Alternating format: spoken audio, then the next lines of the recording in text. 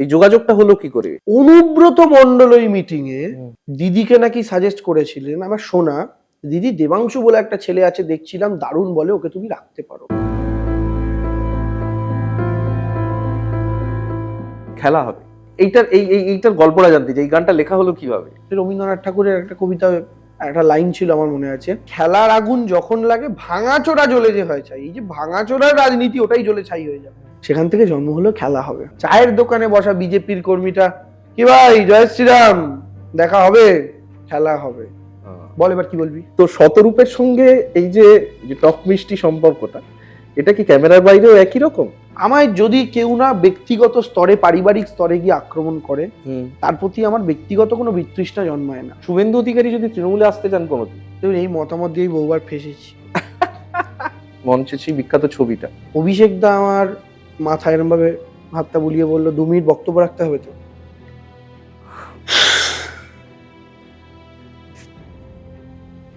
আমার এখনো মনে পড়লে গায়ে কাটাতে। দেবাংশু একটু আবেগপ্রবণ হয়ে পড়েছেন, আবেগপ্রবণ হওয়ারই কথা। আমি জাস্ট একটা কথা বললাম, দিদি আমার একটা স্বপ্ন ছিল তোমাকে একবার জড়িয়ে ধরা, একবার জড়িয়ে ধরবো।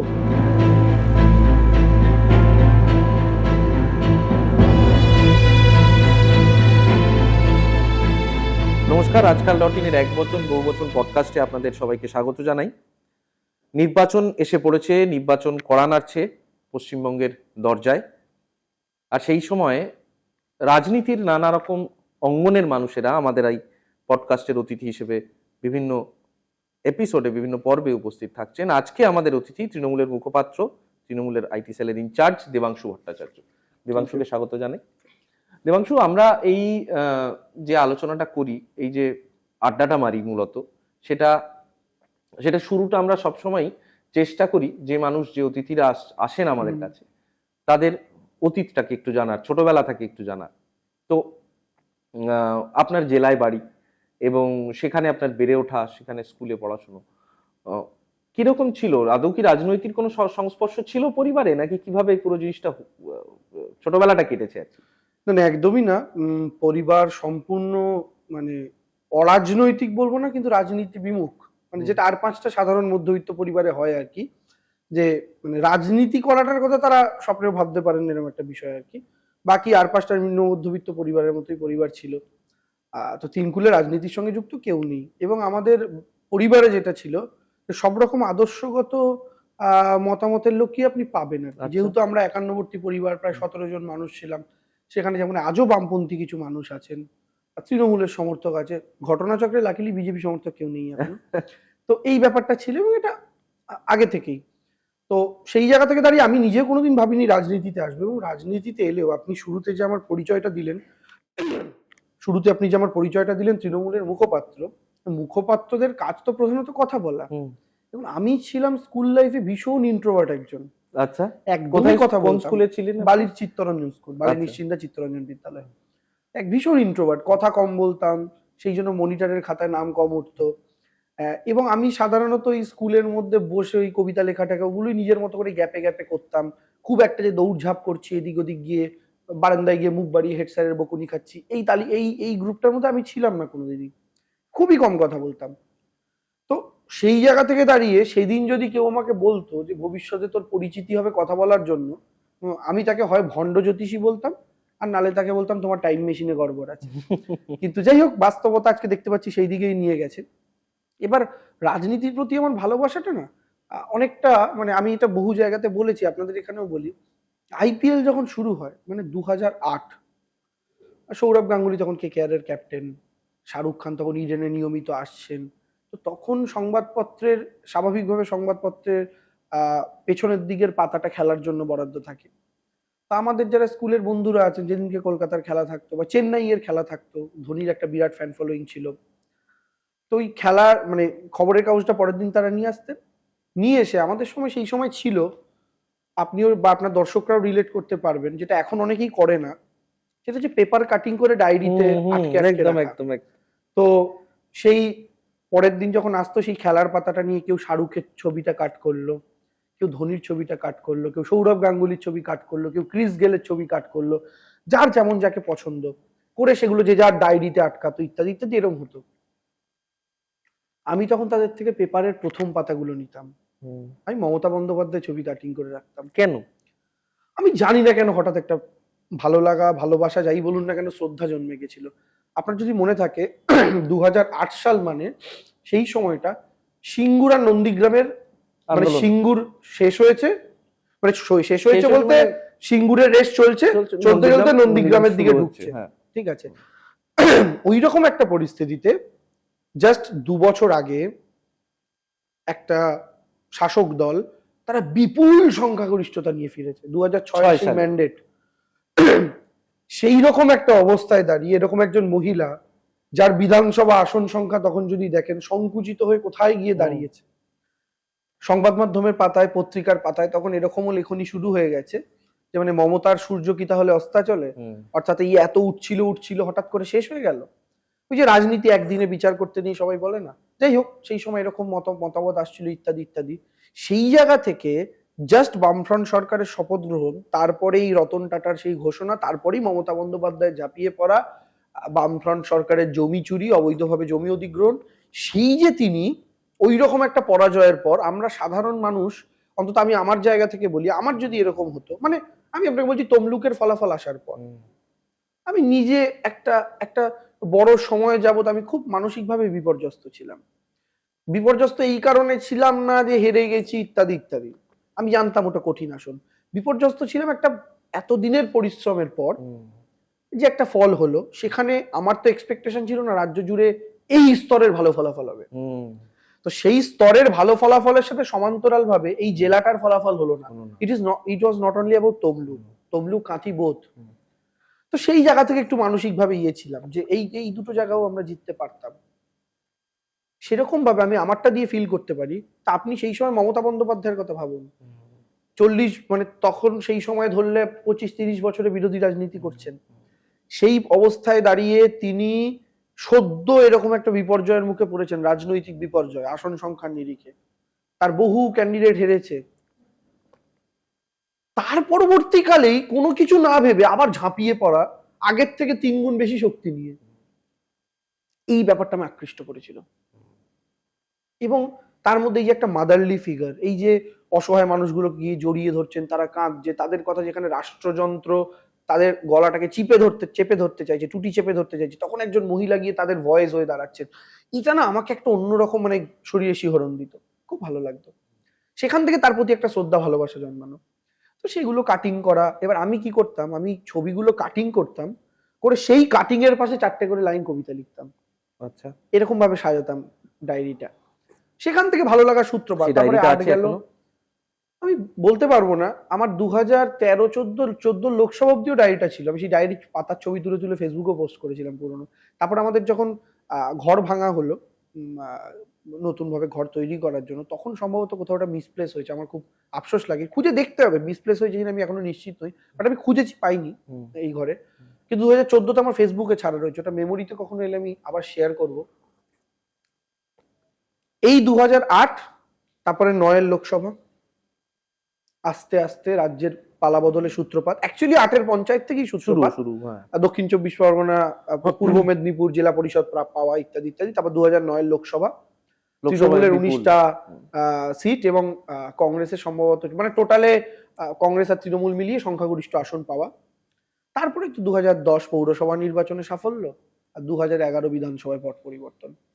তা আমি মোটামুটি যখন থেকে হাতে ফোন পেয়েছি 2010-11 থেকে, তখন থেকে সোশ্যাল মিডিয়াতে আমাদের বন্ধুরা যখন কেউ নতুন নতুন ক্লাস 11-12-এ উঠছে, প্রেম ব্যাপার শিখছে, তখন ভাই এর সাথে কালকে ঘুরতে গেছিলাম, ওর সাথে ঘুরতে গেছিলাম, সেই সমস্ত ছবি ফেসবুকে ছাড়ছে। আমি তখন মমতা বন্দ্যোপাধ্যায়ের ছবি ছাড়তাম, তার ছবি ছেড়ে তার সরকার, দল ক্ষমতায় আসছে, এসে কি করছে, নতুন পরিবর্তন কি আসছে, এগুলো নিয়ে লিখতাম। এর জন্য আমার দুঃখ কষ্ট যে জীবনে নেই তা নয়, তার কারণ হচ্ছে এটার জন্য বহু বন্ধু আনফ্রেন্ডও করে দিয়েছিল। এই বয়সে খালি পলিটিক্যাল পোস্ট, এরকম ধরনের কথা আর কি, মানে ব্যক্তিগত স্তরে যোগাযোগ ছিল, ফেসবুকে বন্ধুত্ব তালিকা রাখেনি। তো এরকমও আমার বহু অভিজ্ঞতা হয়েছে। সেই জায়গা থেকে দাঁড়িয়ে আস্তে আস্তে আস্তে আস্তে সোশ্যাল মিডিয়ার ব্যাপ্তি বাড়া। 2012, 13, 14তে প্রথম নরেন্দ্র মোদী ভারতবর্ষকে হিসাব মতো শেখালেন সোশ্যাল মিডিয়া কিভাবে ইউজ করা উচিত পলিটিক্যাল ক্ষেত্রে। আমি তার বিরোধী হতে পারি, কিন্তু এই যে জায়গাটা, যদিও এটার পেছনে যতটা না নরেন্দ্র মোদী ছিলেন তার চেয়ে অনেক বেশি প্রশান্ত কিশোর এবং আইপ্যাক ছিলেন, ঠিক আছে, যারা বর্তমানে আইপ্যাক আমাদের সাথে আছেন এখনো, সেই জায়গাটা করা। তারপরে 14 পর 15 তাদের 14 সেন্ট্রালে বিজেপির ক্ষমতায় আসা, 15 এবার আমি লেখালেখি করতাম প্রধানত, 16 এই মাঝখানের সময়টা আমরা খুব দ্রুত চলে গেলাম। মাঝখানের সময়টায় যখন থেকে নতুন সরকার ক্ষমতায় এলো, পরিবর্তনের সরকার ক্ষমতায় এলো, এবং তারপর থেকে ধীরে ধীরে ধীরে ধীরে সেই সময় আপনার কলেজ স্কুল জীবন শেষ হয়ে গেছে। আমার কলেজ জীবন শুরু 2013 থেকে। 13 থেকে তার আমার মাধ্যমিক 2011 ফেব্রুয়ারি। হ্যাঁ, 2013 থেকে কলেজ জীবন শুরু, তার মানে তখন সদ্য নতুন সরকার এসেছে, 2 বছর হয়েছে, সেই সময় থেকে কলেজ জীবন শুরু। কলেজে গিয়ে কি দেখলেন? কলেজে এবার ব্যাপারটা হচ্ছে আমার প্রাইভেট কলেজ ছিল। আচ্ছা, প্রাইভেট। আচ্ছা আচ্ছা, সেখানে রাজনীতির না, ব্যাপার নেই। রাজনীতি কোনো যোগ ছিল না, কিন্তু তাও রাজনীতি, বড় রাজনীতি করতে হয়েছে। মানে রাজনীতি বলতে সেই অর্থে রাজনীতি নয়, মানে আমি আপনাকে বলি, আমি একটা জিনিস সেই প্রাইভেট কলেজে গিয়ে খেয়াল করেছিলাম। দেখুন, প্রাইভেট কলেজে একটা সিস্টেম আছে, কিছু মানুষ থাকে ধরুন কাউন্সিলিং এর মাধ্যমে জায়গা পায়, কিছু মানুষ থেকে ডিরেক্ট অ্যাডমিশন করেন মোটা অঙ্কের ডোনেশন দিয়ে, তাই তো? আমি খেয়াল করে দেখতাম যাদের বাবারা মোটা অঙ্কের ডোনেশন দিয়ে অ্যাডমিশন করিয়েছেন তারা প্রত্যেকে মমতা বিরোধী, তারা প্রত্যেকে তৃণমূল বিরোধী। আচ্ছা। আর ম্যাক্সিমাম যে ছেলেরা নর্মাল কাউন্সিলিং এর থ্রুতে এসেছেন তারা প্রত্যেকে মানে মেধার ভিত্তিতে যারা এসেছে বলতে পারেন। মানে মূল কথা হচ্ছে, আমি মেধার ভিত্তিতে যদি নাও ধরি, মানে কথাটাকে যদি আমি এভাবে বলি, যাদের বাবার অনেক পয়সা তাদের মধ্যে আমি দেখতাম তৃণমূল বিরোধিতা। আমার এটা ভারী অদ্ভুত লাগতো, কেন? পরে একটু খোঁজ খবর করে জানতে পারলাম তাদের বাবার অনেক পয়সা হওয়ার পেছনে তারা যার সমর্থন করে তাদের হাত আছে, তাই তারা মমতা বিরোধী। আচ্ছা, ঠিক আছে। আচ্ছা, এবার বিষয়টা হচ্ছে তাদের মধ্যে অনেকেই আমার ভালো বন্ধু ছিল, আমাদের 20-25 জনের একটা গ্রুপ ছিল, এবং সেই কলেজ লাইফে আমি অ্যাকচুয়ালি যে ইন্ট্রোভার্ট দেবাংশু এক্সট্রোভার্ট দেবাংশুতে পরিণত হয়। আচ্ছা, কিভাবে? 2013-তে আমার কলেজ শুরু, মানে 3 বছরের কলেজ। ন্যাচারালি 2016-র বিধানসভা নির্বাচন, বাম কংগ্রেসের জোট, ওটা আমার কলেজে থাকাকালীন। তো আমার সেই বন্ধুদের গ্রুপটা, বাবার মোটা টাকা যাদের, তারা প্রত্যেকে ছিল জোটপন্থী। এরাই 2014-র লোকসভা নির্বাচনে ছিল মোদী ভক্ত। সেই ছেলে মেয়েগুলোকেই আমি দেখতাম জোটপন্থী। মানে এদের কথা হচ্ছে মমতার বিরুদ্ধে যে শক্তিশালী, আমি তার যে ফর্মুলা আমরা বাংলাতেও ভোট হতে দেখি, কখনো বাম কখনো রাম, আমরা যে কথাটা বলি,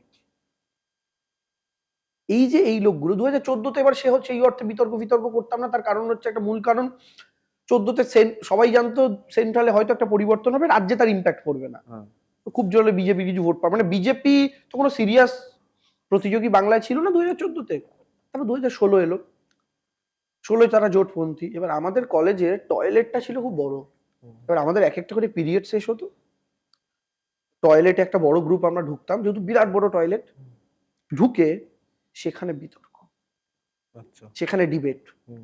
আমি বলতাম কেন জোট আসবে না, কেন তৃণমূলেরই রিপিট করা উচিত, ওরা হচ্ছে না 5 বছরে সর্বনাশ হয়ে গেছে, জোটের আসা উচিত। এই যে বিতর্ক করতাম, এই বিতর্কতে আমি দেখতাম আমার উল্টো দিকে ধরুন 16-17 জন দেয়ালে হেলান দিয়ে দাঁড়িয়ে আছে, আর এই দেওয়ালে হেলান দিয়ে আমি আর আমার সাথে একটা হয়তো ছেলে অসহায়ের মতো দাঁড়িয়ে আছে, তাও ও যখন দেখে যে ওর গলা ব্যথা হয়ে যাচ্ছে ও চলে যায়, আমি একা। উল্টো দিকে 16-17টা ছেলে, 17 জনের সাথে একা ডিবেট করছি। এই যে ইন্ট্রোভার্ট দেবাংশু, তাকে আস্তে আস্তে এক্সট্রোভার্ট বানালো আমার সেই প্রিয় বন্ধুরা, রাজনৈতিক বিতর্ক করে। এবার তাদের মধ্যে কেউ কোনো একটা কঠিন প্রশ্ন করলো, কি হবে এটার উত্তর? পরের দিন রিসার্চ করে এসে আবার টয়লেটে এসেই তাদের উত্তর দেবো। This was the thing.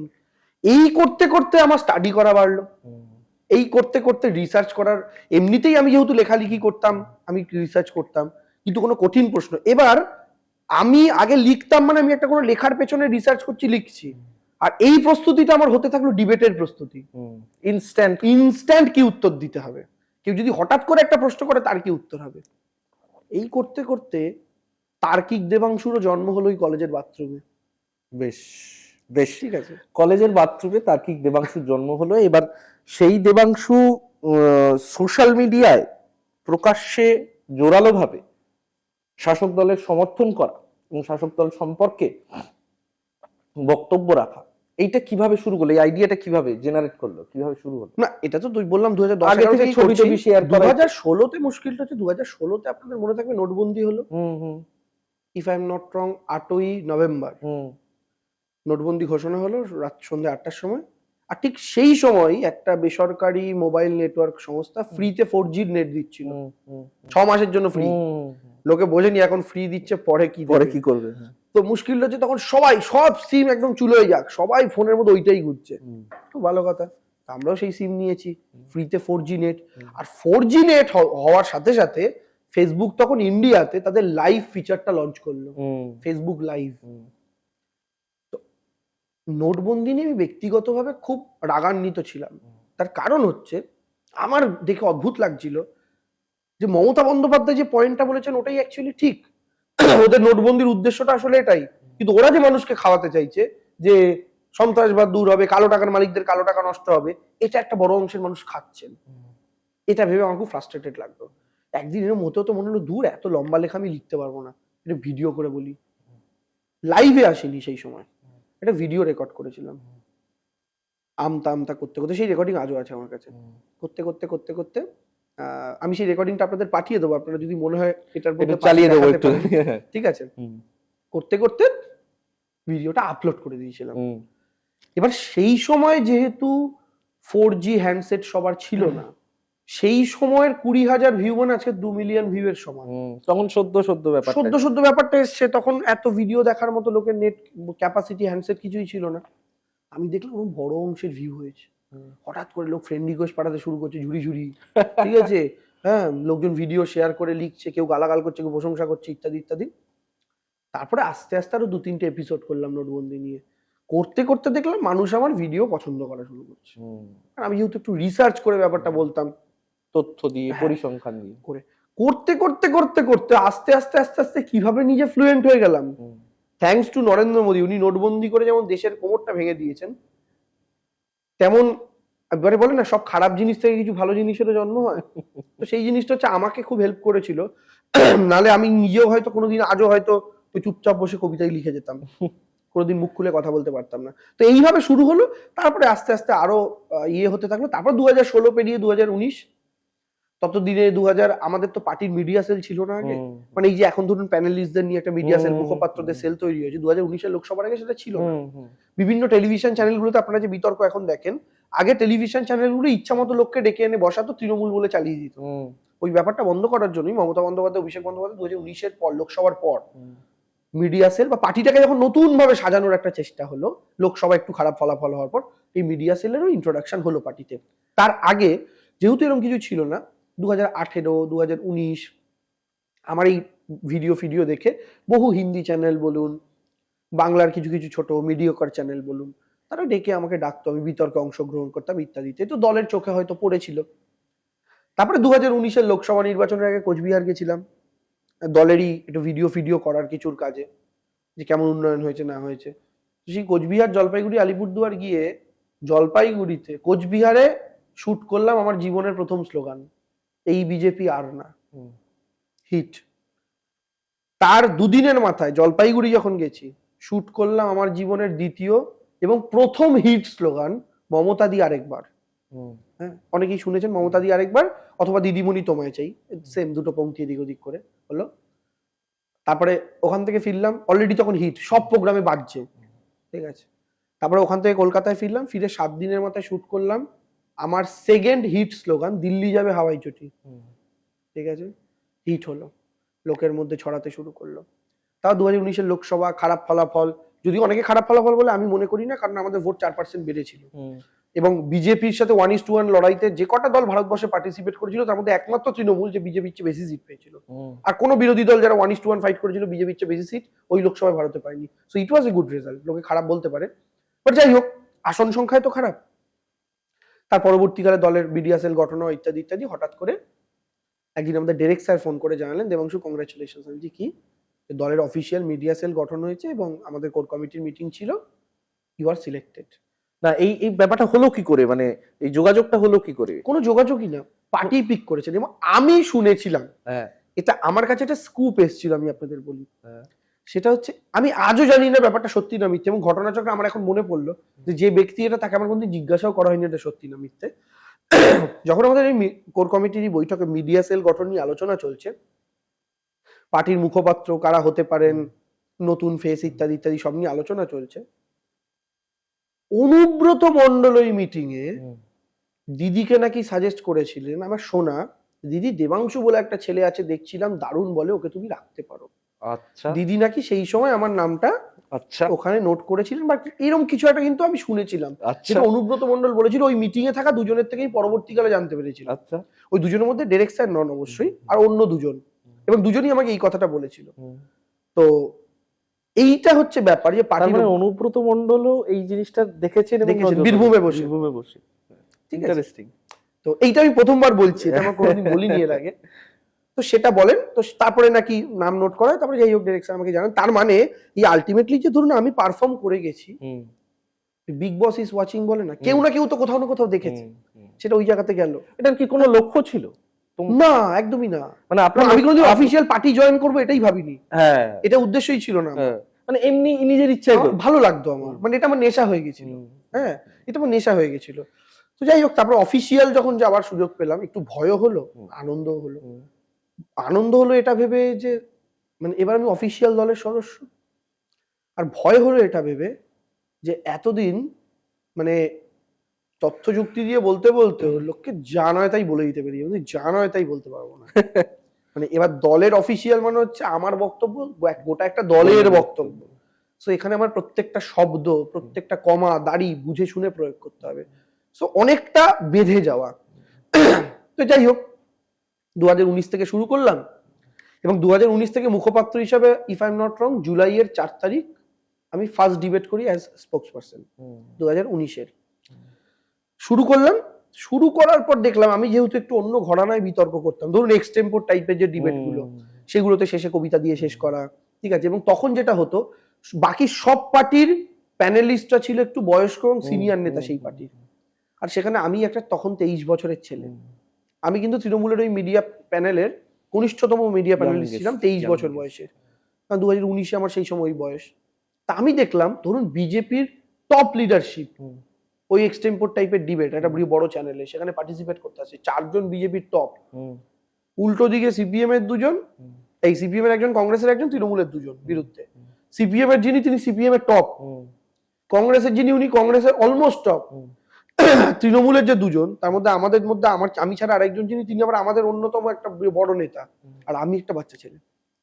এবার আমি যখন ওই বয়স্ক নেতাগুলোকে বা তাদের দলের টপ লিডারশিপকে আক্রমণ করছি রাজনৈতিকভাবে, তারা প্রশ্নের উত্তর দিতে পারছে না, ওইটা ঘরে ঘরে মা, কাকিমা, জেঠিমা গোছের যে মানুষগুলো, তারা ভীষণ পছন্দ করা শুরু করলো। হ্যাঁ, মানে তোমার মানে যে অ্যাপ্রোচে আপনি কথা বলেন, যে টেলিভিশনে যে অ্যাপ্রোচে বা কোনো ডিবেটে যে অ্যাপ্রোচে যেভাবে আপনি সাজান পুরো বিষয়টা, এটার মধ্যে একটা প্রফেশনালিজম, এটার মধ্যে একটা অন্য ধাঁচা আছে, যে ধাঁচাটা বাংলা বিতর্কের, বাংলা রাজনৈতিক বিতর্কের যে অনুষ্ঠান টেলিভিশনে সাধারণ মানুষ দেখে অভ্যস্ত, তার যে গতানুগতিকতা, তার বাইরে গিয়ে একটা অন্যরকম ন্যারেটিভ তৈরি করে এনেছে। সেই যেটার কারণে আমাদের তো অবাক লাগতো একটা জিনিস, সেটা হচ্ছে রাস্তায় বেরোলে সাধারণত আমরা জানি কি বাড়ির গৃহবধূরা অত টিভি চ্যানেল খবর টবর দেখেন না, তারা সিরিয়ালটাই দেখেন না।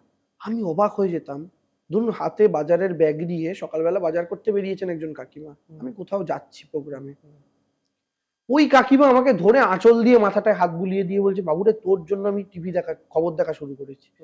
এই প্রাপ্তিগুলো আমার জীবনের সবচেয়ে বড় অ্যাবসলিউট। যে বাংলাদেশ নিয়ে এত তোলপাড়, যে বাংলাদেশের রাজনীতি নিয়ে এত তোলপাড়, সেই বাংলাদেশের এক নেতা একদিন একটা কথা প্রকাশ্য সবাই বললেন যে খেলা হবে। সেইটা যে পশ্চিমবঙ্গে শুধু নয়, সারা ভারতবর্ষে কোথাও কোথাও তো বিদেশের মিডিয়াতেও সংবাদ পরিবেশনের ক্ষেত্রে এই শব্দবন্ধ ব্যবহার করে রাজনীতিকে, বাংলার রাজনীতির বিভিন্ন জায়গাকে ব্যবহার করা হয়েছে। তো এইটার গল্পটা জানতে চাই, এই গানটা লেখা হলো কিভাবে? আচ্ছা, প্রথম কথা হচ্ছে বাংলাদেশের যিনি বলেছিলেন, উনি তো তার একটা বক্তৃতার পাঠ ছিল, আর আমরা যেটা বাংলাতে দিয়েছিলাম সেটা ছিল স্লোগান। হ্যাঁ, সেই স্লোগানের কিছু লিরিক্স আছে, লাইন আছে, ঠিক আছে। তো এটার দেখুন ভাবনার কারণটা ওটাই, এই যে 2019 আমি লাস্ট কয়েকটা স্লোগানের কথা বললাম, ওখানে তো 2019 শেষ, তারপরে 21-এর বিধানসভা নির্বাচন আসছে। আপনার মনে থাকবে 19-এর পর থেকে আস্তে আস্তে তৃণমূলকে ভাঙা শুরু হলো, একের পর এক নেতা নিয়মিত, টিভি খুললেই তখন বিজেপির যোগদান মেলা। বাবা রামদেবের যোগ মেলা চলছে, দিকে বিজেপি যোগদান মেলা চলছে। এই যে যোগ মেলা, যোগদান মেলা, একের পর এক আমাদের বড় নেতা যারা দিনের পর দিন এই দলে থেকেছে, এই দলে ক্ষমতা উপভোগ করেছে, এই দলে বিতর্কের শিকার হয়ে, মানে বিতর্কের তিনি দলকে ইয়ে করেছেন, বিড়ম্বনায় ফেলেছে, সবাই বিজেপিতে একে একে যাওয়া শুরু করলো। আবার উত্তরবঙ্গ 2021 জানুয়ারি উত্তরবঙ্গে গেছি একটা পলিটিক্যাল প্রোগ্রামে। তার ঠিক 1 মাস আগে 2020 ডিসেম্বরে, ইফ আই এম নট রং, ডিসেম্বরের 20 তারিখ বা এরকম কিছুটা তারিখ হবে, শুভেন্দু অধিকারী অফিসিয়ালি দল পাল্টালেন। এই মেদিনীপুরে মিটিং, অমিত শাহের হাঁটু ধরে জড়িয়ে, দাদা একটু জায়গা দাও, তোমার মন্দিরে বসি, নাহলে সিবিআই এসে ধরে নিয়ে যাবে, ইডি এসে ধরে নিয়ে যাবে। সেই যে জায়গাটা, ওই টাইমে না তৃণমূল কংগ্রেস কর্মীদের মধ্যে দেখতাম তাদের মানসিক শক্তিতে একটা বিরাট আঘাত লাগে শুভেন্দু অধিকারী দল ছাড়ার পর। কারণ স্বাভাবিকভাবে শুভেন্দু অধিকারী দলের মধ্যে একটা বড় জায়গায় ছিলেন, কর্মীদের সাথে তার ভালো সম্পর্ক ছিল। সেই কর্মীদের মধ্যে একের পর এক নেতারা ছাড়ছে, শুভেন্দু অধিকারী ছাড়া মানে মানে কেন্দ্রীয় স্তরের বড় নেতার একজনের ছাড়া, বাকিরা ধরুন লোকাল স্তরের নেতা। এর আগে একটা ধাক্কা লেগেছিল মুকুল রায়কে নিয়ে, কিন্তু মুকুল রায় কখনোই মানে কর্মীদের সাথে হয়তো কানেক্টেড ছিলেন, কিন্তু মুকুল রায় সেই অর্থে সাংগঠনিক মানে একদম তৃণমূল স্তরে গিয়ে ওই রকম মানে শুভেন্দু অধিকারীর ক্ষেত্রে যে রিয়াকশনটা হয়েছিল, কারণ আপনার মনে থাকবে শুভেন্দু অধিকারীর সাথে কিছু সময় মিটিং, শুভেন্দু অধিকারী একটা মিটিং একবার এলেন, থাকবো না, হঠাৎ অনুগামীদের নিয়ে, মানে মুকুল রায় যেমন কি এক ধাক্কায় পার্টি ছেড়েছে। আর মুকুল রায়ের কেসটা 2015 তো একবার হয়েছিল, ছাড়তে পারি করে, তখন একটা দূরত্ব তৈরি হয়, কিন্তু তারপরে আবার নর্মালি তিনি কাজ করেছিলেন। ফাইনালি 2018 কি 17-তে যোগ দেন বিজেপিতে। কিন্তু শুভেন্দুর ব্যাপারটা হচ্ছে ও যে ব্ল্যাকমেল পলিটিক্সটা করেছিল, অনুগামীদের দিয়ে প্রোগ্রাম করে, আমি দাদা আর অনুগামী, আপনাদের মনে থাকবে, স্টিকার তৈরি করে, পোস্টার লাগিয়ে অরাজনৈতিক ব্যানারে তিনি প্রোগ্রাম শুরু করলেন।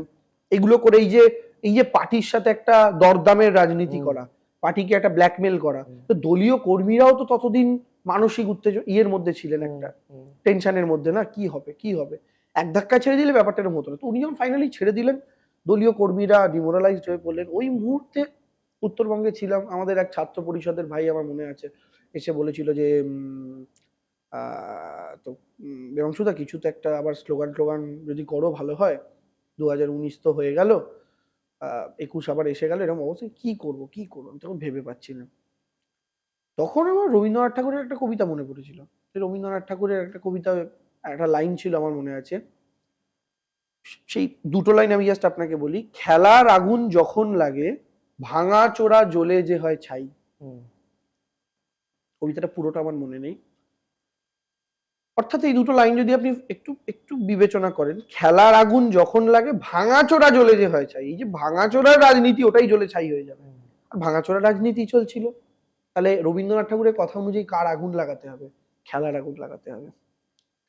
সেখান থেকে জন্ম হলো খেলা হবে, ঠিক আছে। তার লিরিক্স, এবার শুটিং করার কথা 5th কি 6th জানুয়ারি কোচবিহারের ABN শীল কলেজ, তার সামনে শুট করার কথা। Camera ready, set up ready, ছেলে মেয়ে রেডি, আর আমার খেলা হবে ব্যাপারটা নিয়ে, মানে তখন ওই জায়গাটায় বসে লিরিক্স আমার রেডি নেই। কি করব আমি ওদেরকে বললাম, ভাই তুমি একটু এদেরকে সামলাও, আমার এখানে ছবি সব পরে হবে, ছবি তোলা, সেলফি তোলা, আমি এখন মাঠের একদম কোনায় গিয়ে বসছি, আমাকে 15-20 মিনিট কেউ ডিস্টার্ব করবে না। ওই 15-20 মিনিটেই গোটা খেলা হবে লেখা, ওখানে শুট করা। 7 জানুয়ারি খেলা হবে অফিসিয়ালি আত্মপ্রকাশ ফেসবুকে আমার প্রোফাইল থেকে। তারপরে তো তার ডিজে ভার্সন ইত্যাদি এবং বাকিটা ইতিহাস। ডিজে ভার্সনটা তো ডিজে বুলবুল, হ্যাঁ সেটা তো আমার থেকে আপনার অনুমতি নিয়ে করা বা এরকম কিছু নয়, ওটা ওর সাথে আমার কথা তো হতোই, ওর সাথে যে ও আমার মমতা দিয়ে আরেকবারটাও ডিজে বুলবুলই দিয়েছিলেন, রামপুরহাটের ছেলেটা। তো ফলে এটা ওই দিয়েছে। তো এবার ব্যাপারটা হচ্ছে, এই স্লোগানটা আজকে শুধুমাত্র পশ্চিমবঙ্গে সীমাবদ্ধ নেই। আপনি যদি ন্যাশনাল মিডিয়া লক্ষ্য করেন, ভারতবর্ষের যে কোনো রাজনৈতিক ডামাডলে, মানে মহারাষ্ট্রের রাজনৈতিক ডামাডল চলছে, ফুল ফ্লেজেড খেলা হবে ইন মহারাষ্ট্র। এটা তো একটা বাংলা শব্দ, আমাদের তো গর্ব হয়। আবার শুধু এটাও নয়, আজকে এই খেলা হবে, এটা একটা কর্পোরেট ওয়ার্ডও হয়ে গেছে। মানে যে কোনো রকমের কর্পোরেট, কলকাতারই ধরুন বা মুম্বাই, ব্যাঙ্গালোর, বিভিন্ন জায়গায়, সেই সমস্ত জায়গাতে তারা কর্পোরেট ইভেন্ট লঞ্চ হচ্ছে খেলা হবে কে সামনে রেখে, ঠিক আছে। এবং আমি দেখা শুরু করলাম সেই সময় পরে, যেহেতু সরস্বতী পুজো ছিল, সরস্বতী পুজোয় অরাজনৈতিক সরস্বতী পুজোগুলোতে খেলা হবে বাজছে, বিয়ে বাড়ি, সেই সময় বিয়ে বাড়িতে খেলা হবে বাজছে, অর্থাৎ এটা রাজনীতির গণ্ডি টপকে চলে গেল। আর আমি এটাই চেয়েছিলাম যে জয় শ্রীরামের একটা অরাজনৈতিক কাউন্টার হোক। মানে ধরুন জয় শ্রীরাম তো কোনো রাজনৈতিক দলের স্ট্যাম্প নেই, কিন্তু রাস্তায় দুটো গ্রুপ বসে চা খাচ্ছে, একটা গ্রুপ চা খেতে খেতে বলছে জয় শ্রীরাম, তার উল্টো দিকে ধরুন তৃণমূল সমর্থকদের গ্রুপ, ও হয়তো রাম ভক্ত, কিন্তু বুঝতে পারছে এই জয় শ্রীরামটা ধর্মীয় কারণে দিচ্ছে না, রাজনৈতিক ভাবে টিস করার জন্য দিচ্ছে, তখন ও যাতে উত্তরটা দিতে পারে। এবার ও যদি তখন মমতা ব্যানার্জি জিন্দাবাদ বলে উত্তর দেয়, তৃণমূল কংগ্রেস জিন্দাবাদ বলে উত্তর দেয়, সাথে সাথে রাজনীতিটা পোলারাইজড হয়ে যাবে। তখন আর পাঁচটা যে সাধারণ ফ্লোটিং ভোটার, তারা রাস্তায় যেতে যেতে ভাবছে, ও তার মানে রামের বিরোধী তৃণমূল, জয় শ্রীরাম বললো পাল্টা তৃণমূল জিন্দাবাদ বলতে হলো। তো এরকমই একটা জয় শ্রীরামের পাল্টা একটা অরাজনৈতিক স্লোগানের দরকার ছিল, যেটা শুনলে লোকে ভাববে তৃণমূল কিন্তু ডিরেক্ট তৃণমূল নয়। যেমন জয় শ্রীরাম শুনলে লোকে ভাবে বিজেপি কিন্তু ডিরেক্ট বিজেপি নয়। এবার এটা আসার পর আমাদের ওই ডিমোরালাইজ হওয়া কর্মীরা চায়ের দোকানে বাজারে একটা ওয়ার ক্রাই পেয়ে গেল। চায়ের দোকানে বসা বিজেপির কর্মীটা, কি ভাই জয় শ্রীরাম, দেখা হবে, খেলা হবে, বল এবার কি বলবি। এইটা রাজনৈতিক ডায়নামিক্সটা এই বিধানসভা ভোটের আগে বিজেপি যেটা মানে মনোবল ভাঙার জন্য যে হাতুড়িটা মেরেছিল, ওইটা বিজেপি দেখলো এই একটা স্লোগান সেটাকে পুরো ব্যর্থ করে দিয়েছে। তো তার সেখান থেকেই জন্ম, তারপরে তো বাকিটা ইতিহাস সবটাই। আমি মধ্যখানে একটা অংশ মিস করে গেছি, সেটা হচ্ছে যে 21শে জুলাইয়ের মঞ্চে সেই বিখ্যাত ছবিটা মুখ্যমন্ত্রী বসে আছেন, তার না ওটা 28শে আগস্ট তৃণমূল ছাত্র পরিষদের প্রতিষ্ঠা দিবসের মঞ্চ 2019। আচ্ছা, ছাত্র পরিষদের ওই মুখপাত্র হওয়ার এক মাস পর। হ্যাঁ, ওই দিন কি কথা হয়েছিল, মানে কি ঘটেছিল ওই দিন একটু আমি জানি। আচ্ছা, কথা হয়েছিল বলতে গেলে এটার আমাকে 3 দিন আগে থেকে ঘটনাটা বলতে হবে। আচ্ছা, 3 দিন আগের ঘটনা বলতে আমাদের ফ্যামিলি, মানে আমরা যেহেতু 51বর্তী পরিবার ছিলাম, আমাদের সেই অর্থে পারিবারিক ট্রিপ খুব একটা হয়নি। মানে পারিবারিক ট্রিপ বলতে কি সবাই মিলে 17 জন একসাথে হয়নি, এবং আমার বাবা মা আমি দিদি শুধু এই 4 জন, এটাও কোনোদিন হয়নি। তো ফাইনালি এত বছর পর 2019-এর 23শে আগস্ট আমরা ঠিক করলাম ফ্যামিলি মিলে পুরী যাব। আমার জীবনে দ্বিতীয়বার পুরী যাওয়া, আমার দিদির মায়ের বাবার প্রথমবার পুরী যাওয়া। ট্রেনের টিকিট বুক করলাম, পুরী গেলাম। টিকিট কাটা নিয়ে কনফিউশন ছিল যে 27 তারিখে টিকিট কাটবো না ব্যাক করার 28 তারিখে টিকিট কেটে 29-এ নামবো। কি ভগবানের লীলা, 27শে আগস্টের টিকিট কাটলাম, মানে 28শে আগস্ট যেদিন প্রোগ্রাম সেদিন ভোরে নামবো। আমার কনফিউশন ছিল এই কারণে, কারণ আমি জানি আমি মুখপাত্র, তৃণমূল ছাত্র পরিষদের প্রোগ্রাম, ওটা আমি কি করবো, আমাকে কেউ ডাকেও নি, যাওয়ার কথাও নয়। আমি তো মুখপাত্র, আমি ওই সন্ধ্যাবেলা চ্যানেল দিলে টিভিতে গিয়ে ডিবেট করবো, আমার তো দিনে কোনো কাজ নেই। কি ঘটনা চক্রে 27 তারিখের টিকিট কেটেছিলাম, মানে 28 সকালে নামবো। পুরীতে গেছিলাম, পুরীতে ভগবানের কাছে একটা প্রার্থনাই করেছিলাম, এবং জগন্নাথ মন্দিরের ওখানে ভেতরে দেখবেন একটা গাছ আছে, এখানে ঢিল বাঁধা যায়, ঠিক আছে। ওইখানে আমি তার আগে 2বার পুরী গেছিলাম, তার আগে 2বার পুরী গেছিলাম একটা বন্ধুদের সাথে। তার আগে একবার গেছিলাম হচ্ছে আমার মাসিদের সাথে 2011 সালে। তো 2বার, এবং তৃতীয়বারও পুরীতে গিয়ে ঢিলটা একটাতেই একটা কথা বলি বেঁধেছিলাম যে ভগবান কোনোদিন সুযোগ করে দিও, মমতা বন্দ্যোপাধ্যায়কে একবার জড়িয়ে ধরতে চাই। ইট ওয়াজ, মানে that was the 3rd time with same prayer আমি ঢিল বেঁধেছিলাম। 2011 রাজনীতির সাথে যুক্ত ছিলাম না, প্রচার করতাম। তারপরে 2018-তে যখন গেছিলাম তখনও অফিসিয়ালি কানেক্টেড নই, তখন ওই একই প্রার্থনা করে, 2019-এও একই প্রার্থনা করে পুজো দিলাম, এই করলাম সেই করলাম করে ব্যাক করলাম। 27 তারিখ যেদিনকে ট্রেন, সেদিনকে আমাদের তৎকালীন তৃণমূল ছাত্র পরিষদের সভাপতি ত্রিরাঙ্কুর দা, এবার তারও সেটা প্রথম সভাপতি হিসাবে প্রথমে 28শে আগস্ট, কারণ তার আগে জয়া দত্ত ছিলেন, তারপরে ত্রিরাঙ্কুর দা আসেন। ত্রিরাঙ্কুর দা আসার পর তার এটা ফার্স্ট। ত্রিরাঙ্কুর দা ফোন করে বললো, ভাই কোথায়? বললাম এই তো দাদা পুরীতে এসেছি ঘুরতে। বলছে কালকে তাহলে চলে এসো। বলছি কোথায়? 28শে আগস্টের মঞ্চে। বলছে পুরীতে আছো, চলে আসবে? বলছি হ্যাঁ ট্রেনেই আছি। বলছে কালকে চলে এসো। মনে আনন্দ, যাক 28শে আগস্টের মঞ্চে আমি অফিসিয়াল ইনভিটেশন পেলাম, তাহলে ওই মঞ্চে দিদিকে সামনে থেকে দেখতে পাবো, এটাই আমার আনন্দ। তো 10 হাত দূর থেকে হলো তো সে যে মঞ্চে, আমি সেই মঞ্চে। যে মহিলাকে দেখার জন্য ভিড়ে কুনুই খেয়েছি, এই কুনুইয়ের গুঁতো ওই কুনুইয়ের গুঁতো, দূর থেকে একটুখানি ওই 5 ফুট 2 ইঞ্চি মহিলাটা স্টেজে মাথা করছে, ওটা দেখি আমার রাতে শান্তির ঘুম। তাকে এক মঞ্চ থেকে দেখবো, মানে কি ভয়ঙ্কর এক্সাইটমেন্ট। ট্রেনে রাতে ঘুম হচ্ছে না, যদিও ট্রেনে আমার হেভি ঘুম হয়, ট্রেনে ঘুম হচ্ছে না আমার আনন্দে। পরের দিন সকালবেলা নামলাম, বাবা মা বাড়িতে ঢুকলো, স্নান ঠান করে একদম 2-3 ঘন্টা আগে সবার গিয়ে বসে আছি। সভা শুরু হলো, সবাই বক্তব্য রাখা শুরু করলো। অভিষেক দা এলেন, অভিষেক দা আসার পর আচ্ছা এখানে মুখপাত্রদের সিলেকশন হওয়ার পর অভিষেক দা এই ব্যাপারটা আমি এটা বলতে ভুলে গেছিলাম। তো যাই হোক, তারপরে বসলাম, অভিষেক দা এলেন, বক্তব্য রাখলেন, সবাই বক্তব্য রাখলেন। দিদির এন্ট্রি হলো অভিষেক দা বক্তব্য রাখার আগে। আমি যে জায়গাটা বসেছিলাম আমি দেখলাম আমার পাশ দিয়ে সিঁড়িটা দিয়ে উঠছেন দিদি, এক হাতের দূরত্ব ওনাকে দেখতে পাচ্ছি। আমার না মনে হচ্ছে ডান দিকটা প্যারালাইসিস হয়ে গেছে, অবশ, আমার ডান দিকটা কাজ করছে না, মানে স্থির হয়ে গেছি, পাথর হয়ে গেছি। মানে she is walking through the stairs, মানে আমরা উঠলেন, উঠে চলে গেলেন সামনের দিকে। আমি বললাম আমি সত্যি কি আমার এক হাতের মধ্যে, মানে ফেল্ট দ্যাট অরা। ঠিক আছে, তো যাই হোক এখনো মনে পড়লে গায়ে কাটা দেয় সেই দিনের কথাটা। যাই হোক, তিনি উঠলেন, উঠে গিয়ে কর্নারে করে বসলেন, যেটা উনি 28 আগস্টের মঞ্চে ন্যাচারালি ভাবে বসেন, কোনা করে একদম স্টেজের ধারটাতে, মানে মঞ্চের আড়াআড়ি মুখ করে, মানে নর্মালি যেমন সবাই ক্রাউডের দিকে মুখ করে বসে থাকে ওরকম নন। দিদি বসেছিলেন, দিদির পাশে পার্থ চট্টোপাধ্যায় বসেছিলেন, তার পাশে আরো 2-1-3 জন ছিলেন, ওই জায়গাটা করে বসলেন। তো নর্মালি সবাই বক্তব্য রাখলো, তো অভিষেক দাও বক্তব্য রাখলেন। অভিষেক দা বক্তব্য রাখার পর ওখানটায় দাঁড়িয়ে আছে দেখি জয়াদি যিনি ছিলেন, যিনি আগের এক্স প্রেসিডেন্ট, আমায় ডাকলেন, যে দেবাংশু শোনো দেখি, বলছি এই দাদা কি বলবে। অভিষেক দা আমার মাথায় এরম ভাবে হাতটা বুলিয়ে বললো 2 মিনিট বক্তব্য রাখতে হবে তো।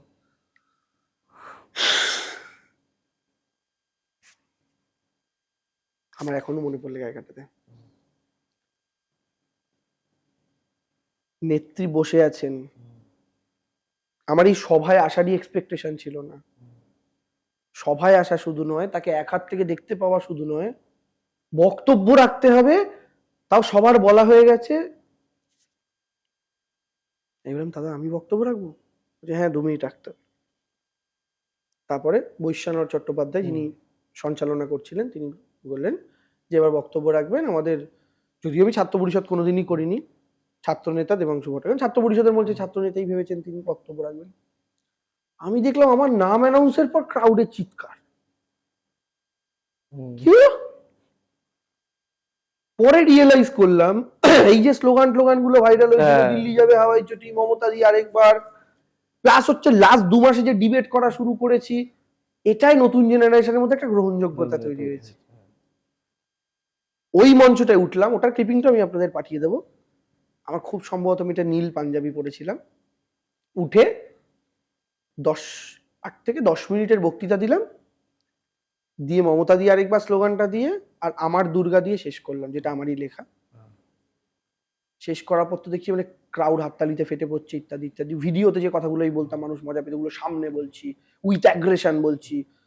জীবনের প্রথম এত বড় মঞ্চ, সামনে এত লোকের সামনে বক্তৃতা দিচ্ছি, যে ছেলেটা স্কুলে সামনের বেঞ্চে মাথা নিচু করে বসে থাকতো। ঠিক আছে, এই ট্রান্সফরমেশন, এটা হতে হতে হতে হতে বক্তৃতা শেষ হলো, সবার হাততালি। আমি মঞ্চটা থেকে জাস্ট পেছনে ঘুরলাম, ঘুরে আমি এরকমভাবে, যেহেতু মঞ্চটা এদিকে পাবলিক, আমি এভাবে ব্যাক করে জাস্ট একটা রাউন্ড ঘুরে এদিকে আবার গিয়ে পেছনে বসবো, এদিকে ঘুরে দেখি এখানে দিদি বসে আছেন যে সাইডে কোণে।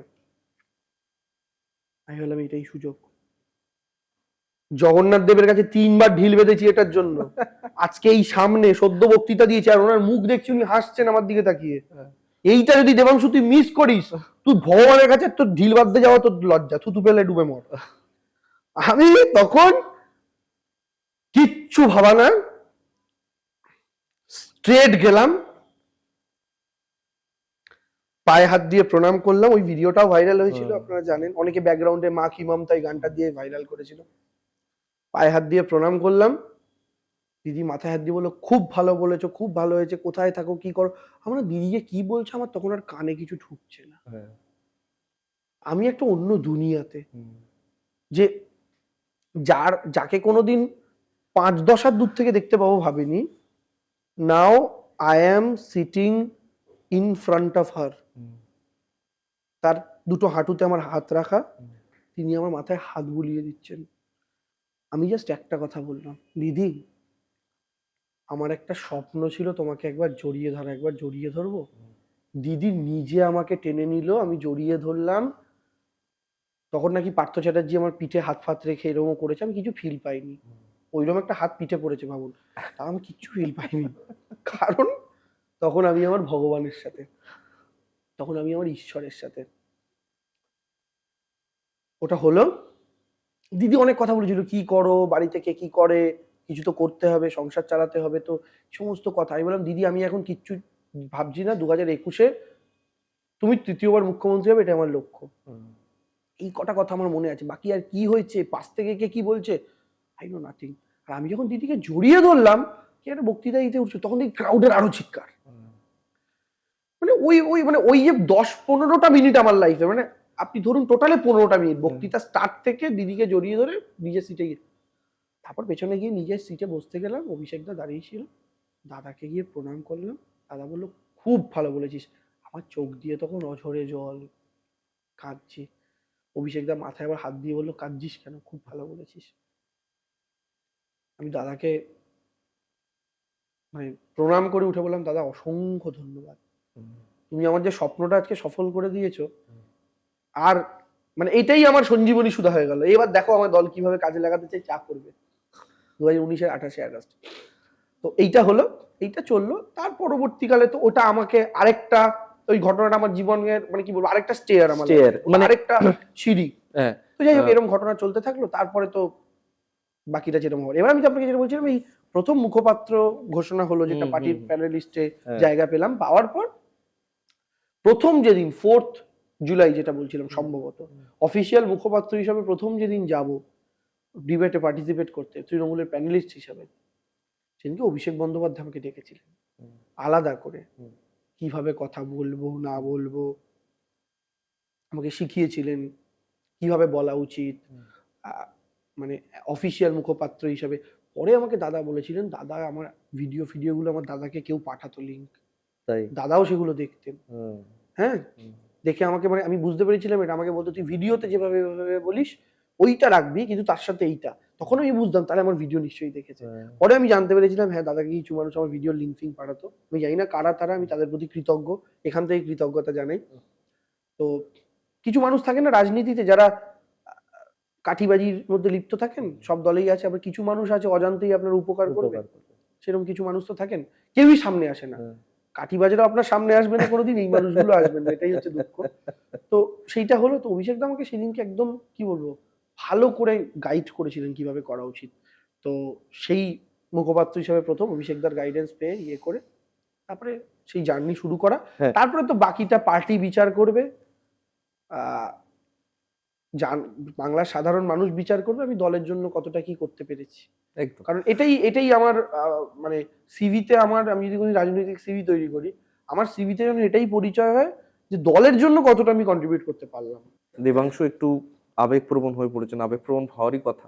যে অধ্যায়টার কথা দেবাংশু বললেন সেটা সত্যি একটা আবেগপ্রবণ হওয়ার মতো অধ্যায়। এটা যার নিজের স্বপ্নটার দিকে তাকানোর একটা অধ্যায় এটা। যাই হোক, তবু এখান থেকে আমি এবার একটুখানি পরবর্তী অংশে, পরবর্তী প্রশ্নগুলোতে আসি, যেটা সাম্প্রতিক রাজনীতির প্রশ্নে।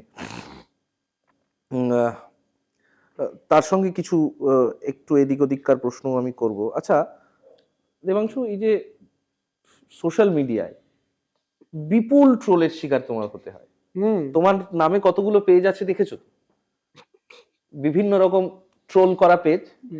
কখনো খারাপ লাগে? চামড়া মোটা হয়ে গেছে, চামড়া। হ্যাঁ, আমি বুঝে গেছি রাজনীতি করতে হলে আজকের দিনে যে শুধু রাজনীতি কথাটা ভুল, আজকের দিনে যে কোনো প্রফেশনেই চামড়া মোটা হওয়া দরকার।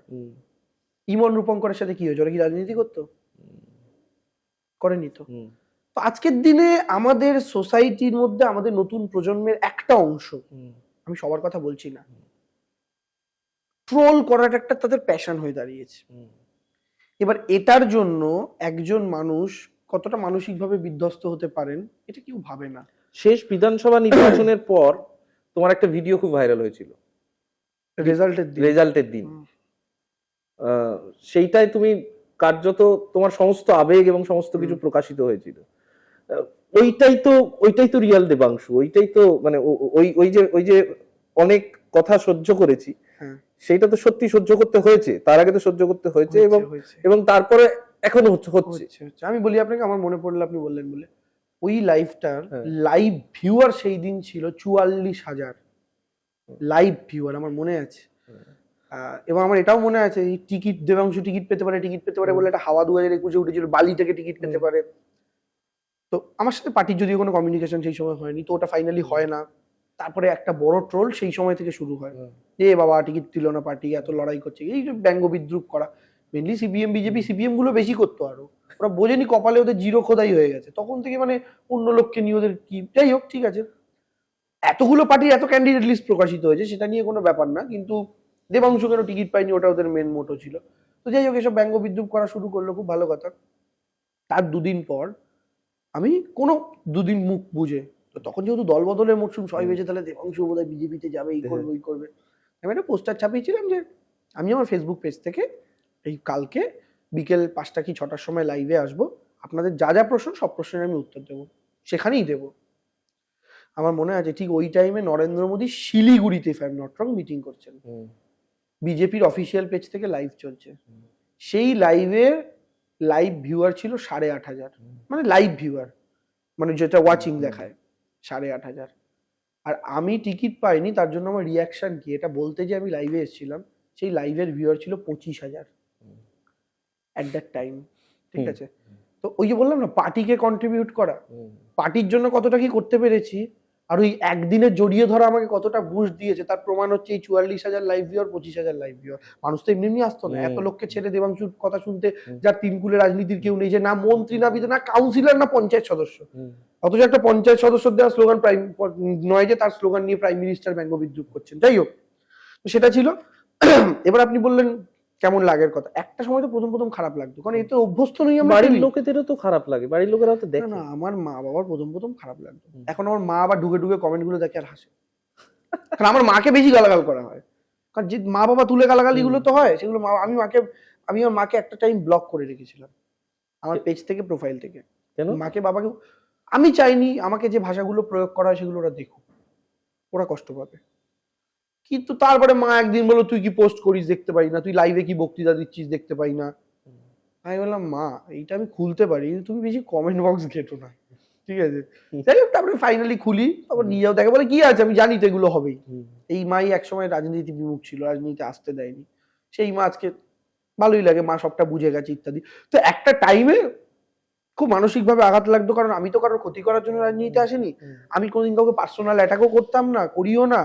আমি আমার মতো করে আমার বক্তব্যটা রাখি, আমার যাকে ভালো লাগে তারটা বলি, এবং আমার যেটা অন্যায় মনে হয় যে ভাই তোমার পলিসিগত ভুল, আমি পলিসিগত আলোচনা করি। সেখানে পার্সোনাল অ্যাটাকের যে রমরমাটা শুরু হলো, সেটা আমার খুব খারাপ লাগতো একটা টাইমে। তারপরে আস্তে আস্তে 2021 পরবর্তী সময়, ওই যে বলে চামড়া মোটা হওয়া, 2021 পরবর্তী সময় চামড়া এত মোটা হয়ে গেছে, এই তো মানে গুলি ফুলি মারলেও মারতে পারবে কিনা আমার সন্দেহ আছে, ঠিক আছে, মানে ভেদ করে।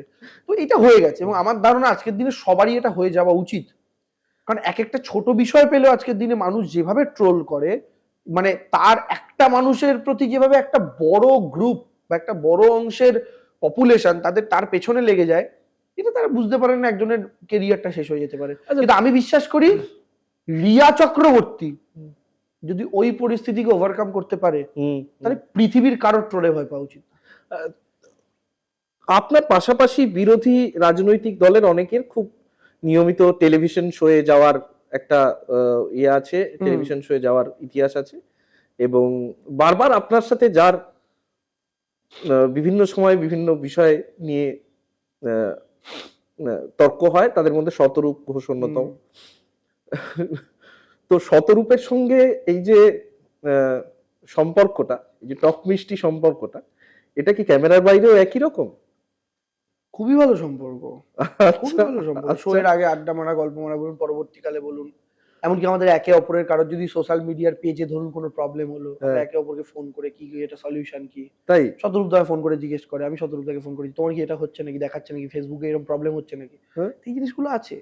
দেখুন, আমি সবসময় একটা কথা মনে করি, যেটা আপনি বলতে পারেন এটা খেলা হবে স্লোগানেরও আরেকটা দিক, সেটা হচ্ছে একই বাড়িতে তো ব্রাজিল আর্জেন্টিনা থাকতেই পারে সাপোর্টার। একটা মাঠে ধরুন ব্রাজিল আর্জেন্টিনার খেলা হচ্ছে, দুই ভাই, তারা মাঠে ঢুকবে, একজন ব্রাজিলের গ্যালারিতে বসবে, একজন আর্জেন্টিনার গ্যালারিতে বসবে, টিমের হয়ে গলা ফাটাবে, ও গোল করলে ও চেঁচাবে, ও গোল করলে ও চেঁচাবে, জার্সি একজন আর্জেন্টিনার পরে একজন ব্রাজিলের পরে, কিন্তু মাঠটা থেকে যখন বেরিয়ে আসবে একসাথে দাঁড়িয়ে তো ফুচকাও খাবে। তো মাঠের ভেতরে আমরা একে অপরের পলিটিক্যাল পার্টি সম্পর্কে চিয়ার করব, মাঠের ভেতরে যখন জার্সি পরে টিভি ক্যামেরার সামনে নামছি ওটা আমাদের মাঠ, তখন আমার জার্সি হচ্ছে তৃণমূল কংগ্রেস জোড়াফুল, শতরূপদার জার্সি কাস্তে হাতুড়ি, বিজেপির কারোর জার্সি পদ্মফুল, সে তার টিমের হয়ে খেলছে, সে তার টিমের হয়ে গোল করছে, তখন আমি প্লেয়ার, সে প্লেয়ার, আর আমরা একটা জার্সির প্রতিনিধি। তো সেখান থেকে বেরোনোর পর মাঠের খেলাটা যখন হয়ে গেল তখন কেন শত্রুতা থাকবে? কারণ আমার এটাতেই আপত্তি, আজকের দিনে যাদের না ওইগুলো দিয়ে যারা বিচার করেন এ শত্রু এ বন্ধু, আমায় যদি কেউ না ব্যক্তিগত স্তরে পারিবারিক স্তরে গিয়ে আক্রমণ করে তার প্রতি আমার ব্যক্তিগত কোনো বিতৃষ্ণা জন্মায় না। কিছু কিছু রাজনৈতিক আজকালকার দিনে কিছু কিছু তার্কিকরা রয়েছে যারা সত্যি খুব নিচু স্তরে নেমে গিয়ে বিতর্ক করে। কারণ আমার মনে আছে 2019-এ আমি যখন বিতর্ক করতে যেতাম তখন যে প্যানেলগুলো ছিল, মানে আমি আপনাকে এক্সাম্পল দিই, বিজেপির সায়ন্তন বসু, ঠিক আছে, আজকে তো শ্রমিকদা রাজ্য সভাপতি, বড় নেতা হয়ে গেছে, স্বাভাবিকভাবে তার আপলিফমেন্ট আমি ব্যক্তিগতভাবে খুব খুশি। শ্রমিকদা সে সময় নিয়মিত ডিবেটে আসতেন, ঠিক আছে, বিজেপির হয়ে স্বরূপ প্রসাদ ঘোষ বলে একজন আসতেন, ঠিক আছে, মানে গেরুয়া বসন করে খুব মানে সুন্দর কথা বলতেন তিনি, ঠিক আছে, আমার আদর্শগত রাজনৈতিক বিরোধী, আমি তাকে এখন খুব একটা দেখি না যদিও, এরকম অনেকে আসতেন জানেন তো, খুব ভালো স্পিকার ছিলেন, মোহিত রায় আসতেন, হ্যাঁ। আবার সিপিএম এর পক্ষে ধরুন পার্থ প্রতিম বাবু আসতেন, যাদবপুরের অধ্যাপক, দেবাশিস বাবু আসতেন, যিনি মাথায় টুপি পরেন দেখবেন, দেবাশিস বাবু আসতেন, ঠিক আছে, বামফ্রন্টের তরফ থেকে সেই সময় তন্ময়দা আসতেন নিয়মিত, ঠিক আছে, যদিও তন্ময়দা মাঝে মধ্যে একটু পার্সোনাল অ্যাটাক লোকজনকে করতেন না তা নয়, কিন্তু তাও যুক্তি দিয়েই তর্ক করতেন, অতটাও ওই স্তরে উনি নামতেন না, ঠিক আছে। কংগ্রেসের তরফে ধরুন অভিষেক ব্যানার্জি, আমাদের জেনারেশনেরই, আমার থেকে অবশ্যই বড়ই হবেন অনেকটা, রিজু ঘোষালরা আসতেন, এরকম অনেকে আসতেন, সৌম্য আইচরায় তিনি এখনো আসেন, ঠিক আছে। হঠাৎ করে না 2021 পরবর্তী সময় আমাদের দলীয় প্যানেলে খুব একটা পরিবর্তন না ঘটলেও বিজেপি সিপিএম এর প্যানেলে না, আমার সরি টু সে, প্রচুর বাচালরা ঢুকে গেছে, মানে বিতর্কটাকে যারা কলতলার ঝগড়ায় পরিণত করেছে। আমি আপনাকে এইটুকু নিশ্চিত করে বলছি, আপনি 2021 বিধানসভা প্লাস জয়প্রকাশ দা তখন বিজেপির হয়ে আসতেন, যিনি এখন আমাদের দলে আছেন, আপনি 2021-এর আগের বিতর্কগুলো শুনুন, কম্পারেটিভলি অনেক শান্তিপূর্ণ বিতর্ক, ওই একটা চ্যানেল বাদ দিয়ে যারা ট্যাক্সির ওপর উঠে নাচে, আমি ওদেরটা বলছি না, বাকি আপনি যদি দেখেন তাহলে দেখবেন শান্তিপূর্ণ বিতর্কই কিন্তু হতো, যে যার পয়েন্ট বলছে, যে যার টাইমে বলছে, মাঝে মধ্যে 2-1 কথা কাটাকাটি, এই অবধি। আপনি 2021 পরবর্তীকালে বিজেপি সিপিএম এর প্যানেলিস্ট বদলে যাওয়ার পর আপনি সেই সময় তর্ক বিতর্কগুলো দেখুন, আমি আবার বলছি বাচালে ভরে গেছে, অত্যন্ত খারাপ ভাষা ব্যবহার, একটা টেলিভিশন চ্যানেলে কোন কথাটা বলা যায় কোন কথাটা বলা যায় না তার কোনো হিসাব নেই, একটা রাজনৈতিক বিরোধী নেতা সম্পর্কেও কত দূর অব্দি আমি ভাষা প্রয়োগ করতে পারি, এই সম্যক ধারণাটা, মানে ধরুন দেশের প্রধানমন্ত্রী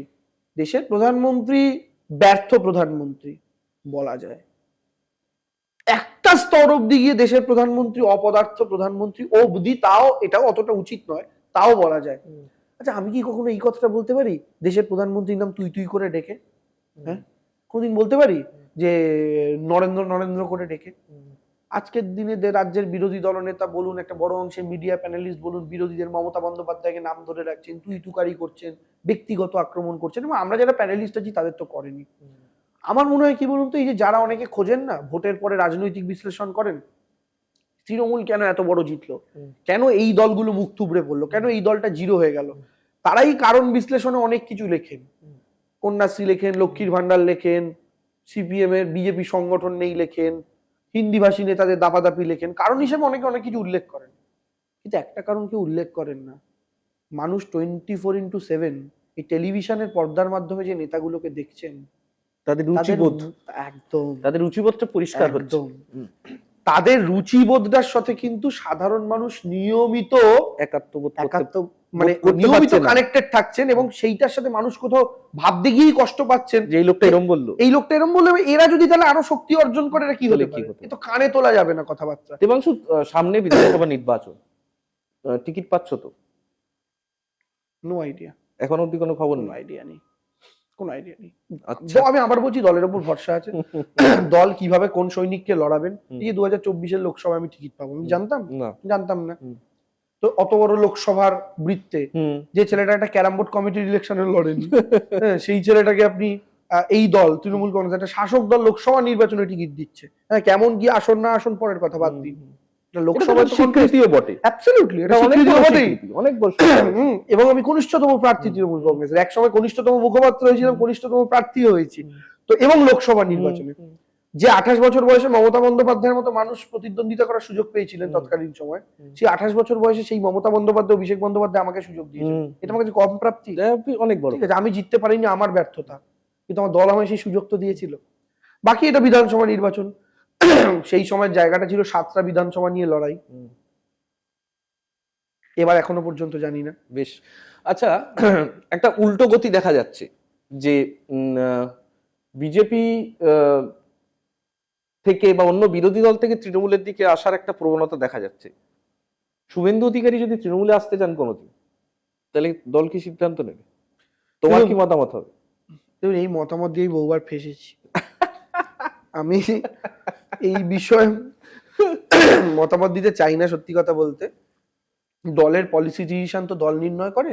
আমি এইটুকু নিশ্চিতভাবে বলছি, আমার বিশ্বাস দল এরকম একজন বিরোধী দলনেতা যার মুখের ভাষার কোনো ঠিক নেই, যিনি বিজেপিতে যাওয়ার পর মমতা বন্দ্যোপাধ্যায়কে যে কুরুচিকর ভাষায় আক্রমণ করেছেন, সেরকম একজন সভ্যতাবিহীন ব্যক্তিকে তৃণমূল কংগ্রেস ফিরিয়ে নেবে না বলেই আমার বিশ্বাস। এবং মমতা বন্দ্যোপাধ্যায় আগের দিন ধর্ণা মঞ্চে যখন কল্যাণ বন্দ্যোপাধ্যায় বক্তব্য রাখছিলেন, আপনার মনে আছে সেই বিষয়টা, দিদি কিন্তু বলেছিলেন আমি আর এদের ফেরত নেব না। তো দিদি সেই কথায় বিশ্বাস রেখেই আমার বিশ্বাস হয়তো ফেরত আসবেন না। এবারের নির্বাচনে কি হতে চলেছে ফলাফল, তোমার কি বিশ্বাস? দেখুন, প্রথমত একটা কথা বলি, জিতছি এই নিয়ে কোনো ডাউট নেই, আপনি রেকর্ড করে রেখে দিতে পারেন।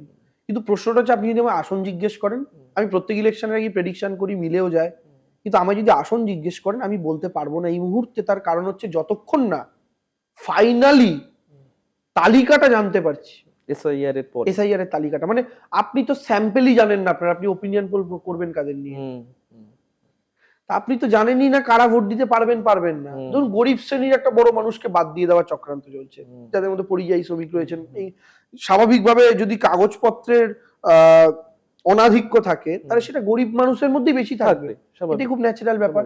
আর এটাও খুব ন্যাচারাল ব্যাপার, এই গরিব শ্রেণী মানুষগুলোই কিন্তু প্রধানত তৃণমূল কংগ্রেসকে আশীর্বাদ করে আসে। কারণ হ্যাঁ, তার কারণ হচ্ছে সরকারি প্রকল্পগুলো সত্যি সত্যি যদি কারোর জীবনে পরিবর্তন এনে থাকে, ভরসার জায়গা হয়ে উঠতে পারে ওই মানুষগুলো, ওদেরকেই বাদ। সবচেয়ে বেশি বিপদের মধ্যে পড়েছেন মহিলারা, হিন্দু মুসলিম নির্বিশেষে, কারণ মহিলারা একটা বাড়ি ছেড়ে একটা বাড়িতে যাচ্ছেন, কাগজপত্রের অপ্রতুলতা থেকে শুরু করে টাইটেল পরিবর্তনের জন্য লজিক্যাল ডিসক্রিপেন্সির আওতায় পড়ে এটা। বিপদের মধ্যে পড়েছেন মুসলিমরা, এই যে 60 লাখ নাম বাদ রয়েছে, তার মধ্যে 60-70% উপর মুসলিম, ইচ্ছে করে সংখ্যালঘুদেরকে টার্গেট করেছে। এবং আপনি যদি দেখেন যত ব্যবধানে বিজেপি হেরেছে, সেই ব্যবধানের চাইতে একটু বেশি ব্যবধানের নাম বাদ গেছে।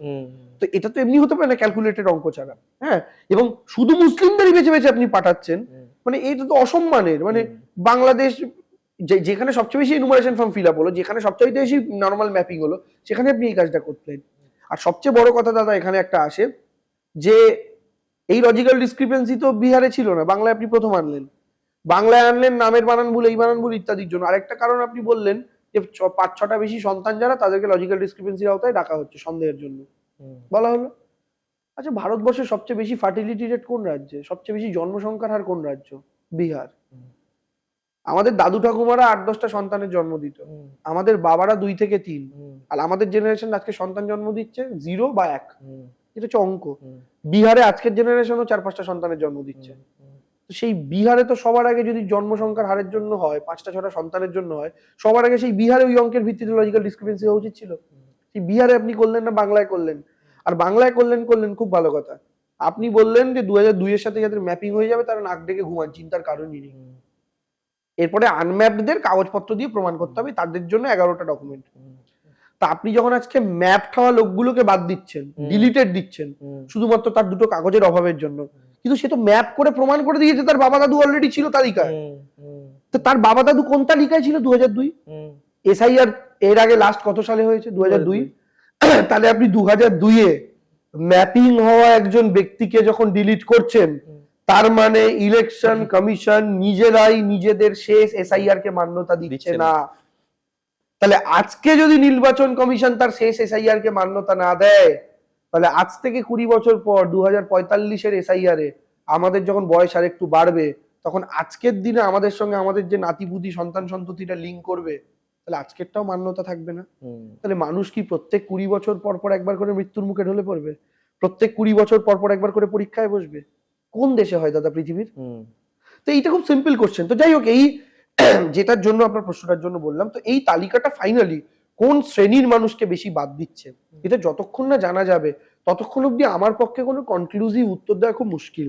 তো আমি এইটুকু আপনাকে বলতে পারি, এই মৃত শিফটের যেটা বাদ গেছে, ওটা বাদ দিলে বাকি যে জেনুইন ভোটাররা যাদের কথা আমরা বলছি, তারা যদি প্রত্যেকে ভোট দিতে পারতেন, তবে তৃণমূল খুব খুব খুব খুব খারাপ হলেও 235-40-এর উপরে আসন পেত।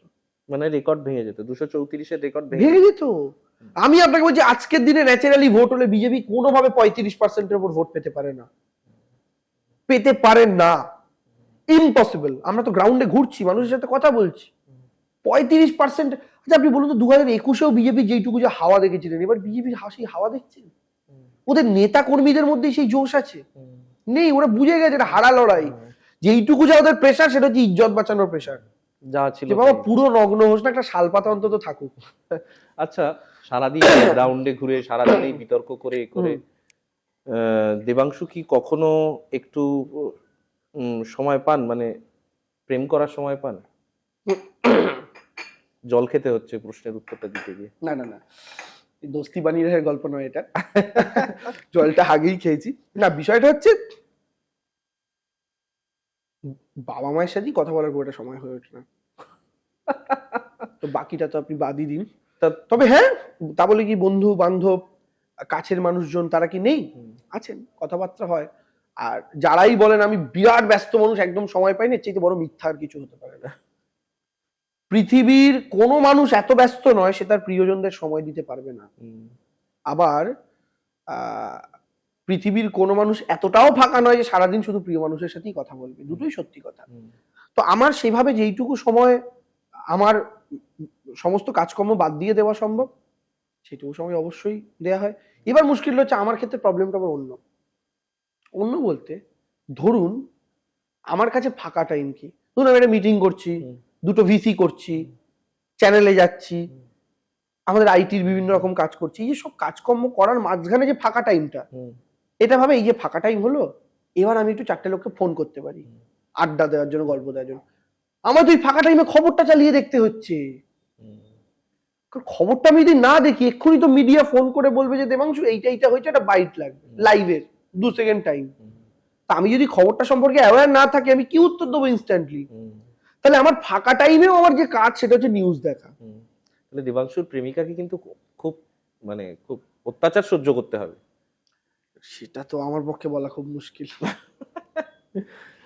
আমি শেষ প্রশ্ন করব যে দেবাংশু, তোমার কেরিয়ার সবে শুরু হয়েছে, রাজনীতিতে কেরিয়ার বলা উচিত না, তবুও রাজনীতির জীবন কয়েক বছর হলো শুরু হয়েছে, এখনো সামনে অসংখ্য দিন পড়ে আছে। হ্যাঁ, অফিসিয়ালি যদি বলেন 6 বছর, আনঅফিসিয়ালি যদি বলেন 16 বছর।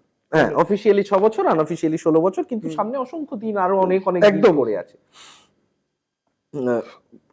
যারা চাকরি বাকরি করেন বা একজন ক্রিকেট প্লেয়ার, তার ইচ্ছে হতে পারে যে আমি জাতীয় দলে জার্সি পরে ক্রিকেট খেলবো।